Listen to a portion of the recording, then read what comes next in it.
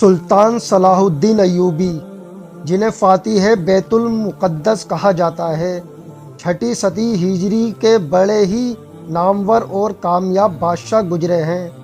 والد کی طرف نسبت کرتے ہوئے انہیں ایوبی کہا جاتا ہے۔ ان کی پرورش ایک درمیانی درجے کے شریف زادہ خاندان میں سپاہی کی حیثیت سے ہوئی۔ بادشاہ بننے کے بعد انہوں نے اپنی پوری زندگی بڑے ہی صبر کے ساتھ گزاری۔ انہوں نے اپنی زندگی کا مقصد صرف ایک ہی بنا لیا تھا کہ دنیا میں اللہ کا نام کیسے بلند ہو۔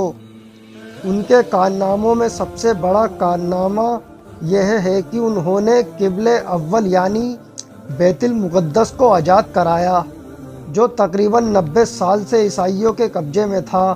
یہ وہ قبلہ اول ہے جہاں حضور صلی اللہ تعالیٰ علیہ وسلم نے انبیاء کرام کی امامت کی تھی اور پھر وہاں سے آسمان کا سفر کیا تھا۔